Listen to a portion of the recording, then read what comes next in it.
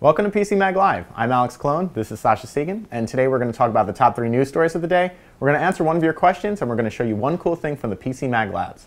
So let's start with the first story of the day, and this is Samsung's dominance in Asia has started to crumble. What's that all about? Yeah, Samsung is, of course, the #1 mobile phone manufacturer in the world, but a lot of that has been based on its strength in the highly populated countries in Asia.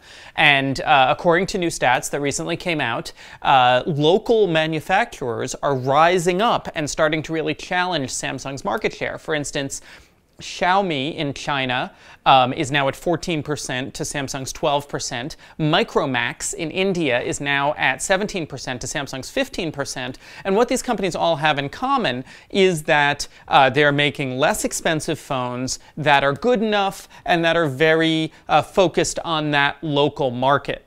Now, they're not trying to actually compete with Samsung on like a sort of hardware level. Well, they're starting to. Like Xiaomi is starting to put out some really high-end phones that still cost less than Samsung phones, so that's happening.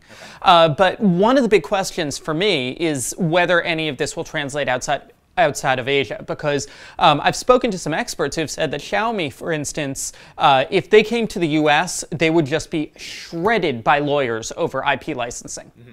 And that they don't have the protection in strong intellectual property countries that that a competitor needs to have. Okay, and also, isn't Windows Phone is growing too, which is kind of surprising. Yeah, I mean, and that's cutting into the Samsung thing as well. Just today, we heard that Q Mobile, a company I had never heard of before in Vietnam, said that they are coming out with 5 Windows Phone models. And Micromax and Carbon in India are also coming out with Windows Phones. So you see Samsung's bulwark in Asia kind of being attacked from multiple sides. And, you know, we're going to see how they fight back.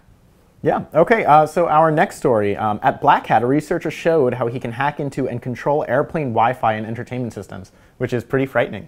Yeah, I mean, it's frightening, but let's not take it too far, because he said that in theory, this could potentially also give access to avionics systems, but he could not demonstrate that actually happening in real life. And the avionics systems manufacturers said that their systems are air-gapped, so you can't technically jump from the entertainment system to the avionics system. So you can't crash a plane that way, but you could screw with everybody's in-flight movies. Okay.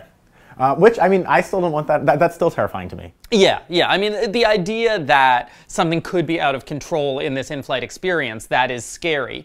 And Ruben Santamarta, the hacker, said that the problem is that a lot of these satellite systems that the airplanes use have hard-coded firmware login credentials. So once you know those, and if you can plug into the screen, I think that means you can get into the system. And the satellite vendors have said, well, all you can do is turn it off, but still, you don't want somebody having some third-party control of any part of your airline experience. Yeah.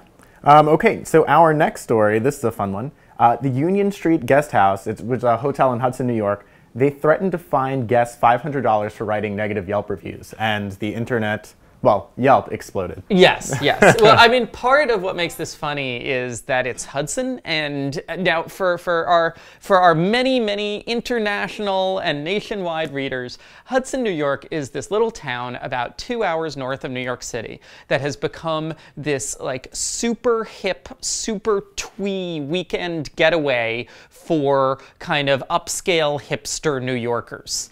And so that is part of what makes this funny.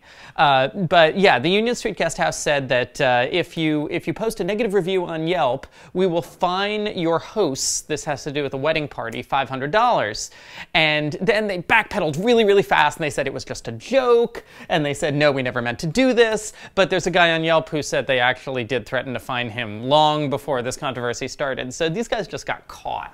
And I mean, they've taken the threats down since, of course. Yeah, I mean, have you heard of anything else like this happening? I haven't, but I mean, I can imagine certainly now it's probably going to happen even less if this is how, you know, everyone responds. Yeah, I mean, it's funny. If you look at the Union Street Guest House's website, they have a big picture of like a 1980s TRS-80 computer on there as a sign for, we receive email. So they're probably not the most tech-savvy people in the world.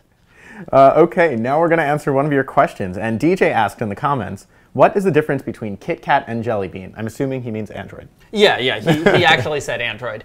Well, they look the same, but it's mostly, as far as I know, Kitkat has a whole bunch of performance enhancements. It works better on low memory devices, like 512 meg devices. It has smoother performance. There's a new printing API. There's a new dialer. There's some more cloud storage stuff. So it's a lot of little incremental things. But the big thing is it works faster and better in low memory situations. Is that what you found as well? Absolutely. And there have been I've seen demos online of phones running Jelly Bean versus Kitkat, and the difference is pretty major. Okay.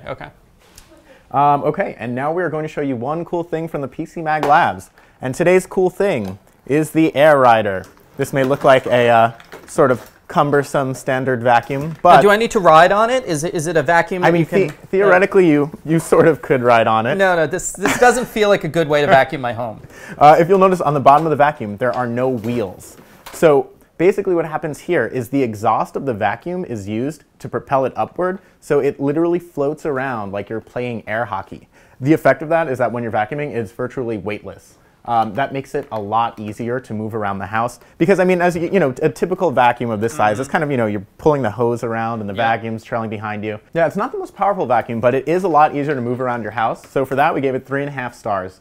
The review's on our site now. You could check it out, and we will be back again tomorrow.